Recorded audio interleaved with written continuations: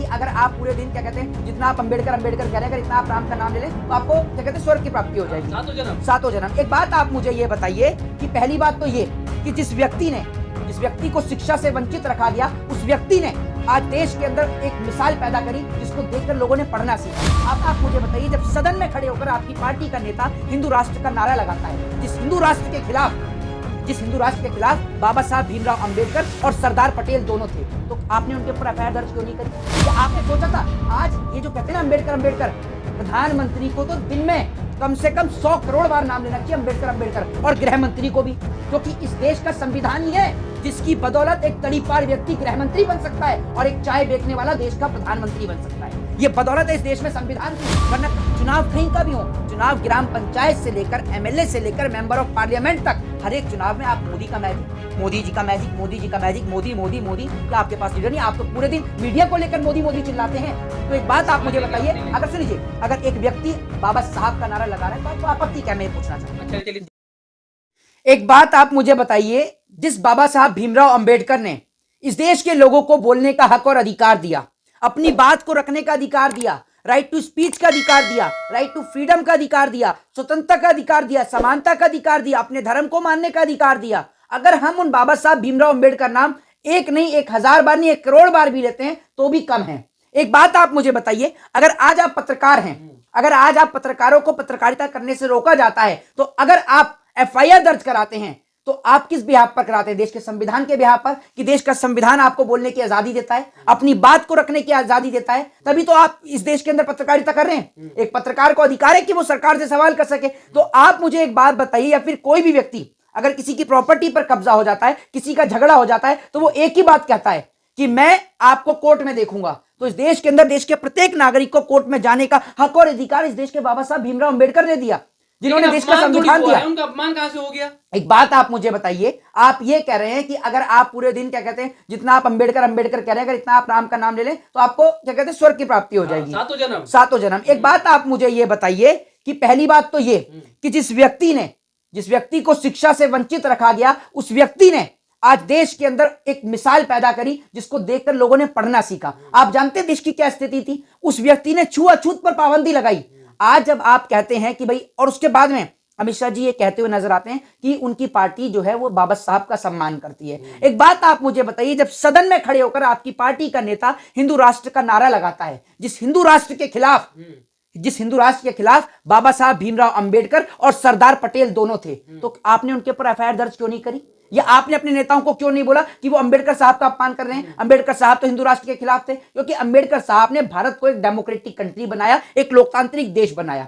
आज जिस तरीके से भारत देश के अंदर, और मैं आपको एक चीज बताता हूं, संविधान की ताकत, कलम की ताकत एक पढ़ा लिखा व्यक्ति ही समझ सकता है। मैं आपको बता दूं, एक वो व्यक्ति समझ सकता है और एक वो व्यक्ति समझ सकता है जो रिक्शा चलाता है, ठेला चलाता है और अपने बच्चों को पढ़ा रहा है और एक सपना देख रहा है कि उसका बेटा डॉक्टर बने, इंजीनियर बने, एडवोकेट बने और एक देश का एक अच्छा नागरिक बने, क्योंकि वो जानता है। एक बात आप मुझे बताइए, क्या किसी ने यह सोचा था कि इस देश के अंदर रिक्शा चलाने वाले का बेटा डॉक्टर बन सकता है, आईपीएस बन सकता है? सुनिए, पहले ये बताइए, मैं आपसे पूछना चाहता हूं, क्या किसी ने सोचा था? आज ये जो कहते हैं ना अंबेडकर, प्रधानमंत्री को तो दिन में कम से कम 100 करोड़ बार नाम लेना चाहिए अंबेडकर, और गृह मंत्री को भी, क्योंकि इस देश का संविधान ही है जिसकी बदौलत एक तड़ीपार व्यक्ति गृह मंत्री बन सकता है और एक चाय बेचने वाला देश का प्रधानमंत्री बन सकता है। यह बदौलत है इस देश में संविधान की, वरना कभी ये लोग नहीं बन सकते थे, कभी नहीं बन सकते थे। संविधान ने हर एक व्यक्ति को चुनाव लड़ने का हक और अधिकार दिया, ये संविधान दिया। पहले मेरी बात सुनिए, मैं सब सुना है, मेरी बात सुनिएगा,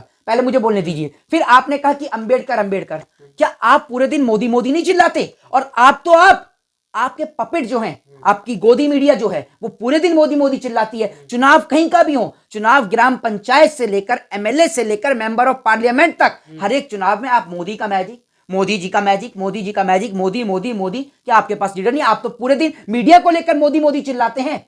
तो एक बात आप मुझे बताइए, अगर सुनिए, अगर एक व्यक्ति बाबा साहब का नारा लगा रहा है तो आपको आपत्ति क्या? मैं पूछना चाहता हूं। अच्छा चलिए, सवाल ले लीजिए, बताइए, जो आपने स्पीच सुनी उसमें अपमानजनक बात क्या लगी, मुझे बताइए पहले तो। अपमानजनक बात, सबसे बड़ी अपमानजनक बात यही है कि आपने ये कैसे कह दिया कि आप बार बार बाबा साहब का नाम लिए जा रहे हैं। अगर इतनी बार आपने राम का नाम ले लिया तो आपको सातों जन्म स्वर्ग की प्राप्ति हो जाती है। राम बड़े हैं या अम्बेडकर बड़े हैं, बताइए कौन नहीं बड़ा नहीं, है? भगवान, हाँ भगवान, आप भगवान बोल लीजिए चाहे राम जी कुछ भी बोल लीजिए। मैं एक बात आप मुझे भगवान बड़े हैं, बताइए, अम्बेडकर बड़े हैं। एक बात आप मुझे बताइए, इस देश के अंदर संविधान से बड़ा तो कोई नहीं है, और ना ये देश गीता से चलता है ना कुरान से चलता है, ये देश तो देश के संविधान से चलता है।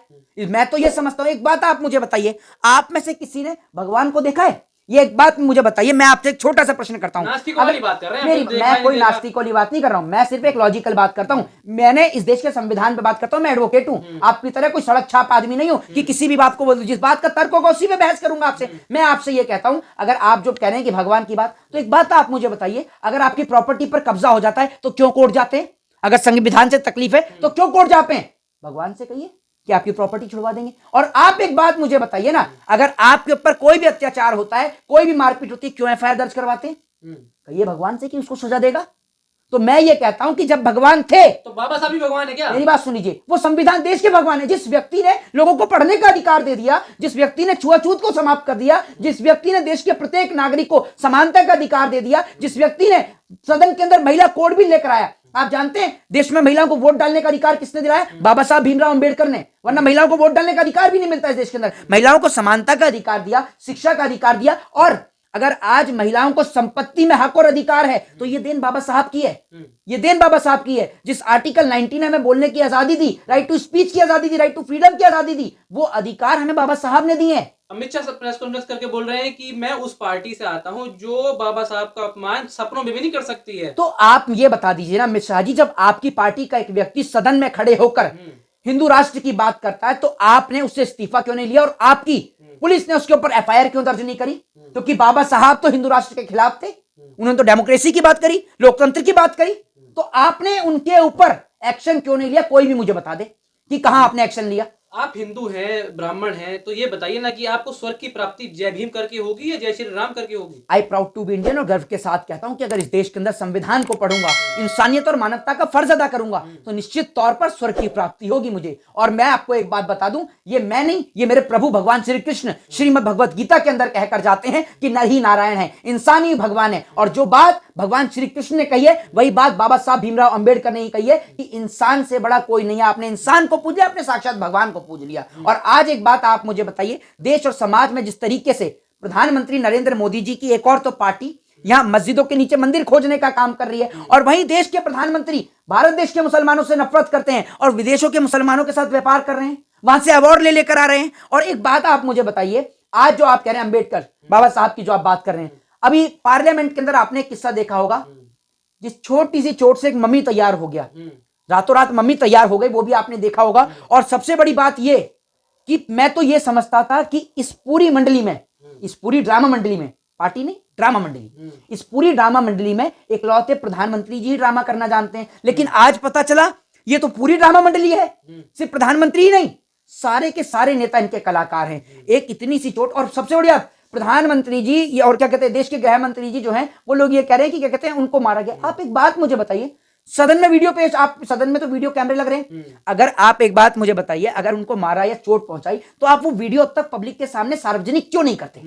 दिखाइए ना। बीजेपी के नेता लगातार कह रहे कि राहुल गांधी ने धक्का दिया, धक्का मुक्ति की, इस वजह से चोट लगी। भाई एक बात आप मुझे बताइए, सदन में कैमरे हैं या नहीं?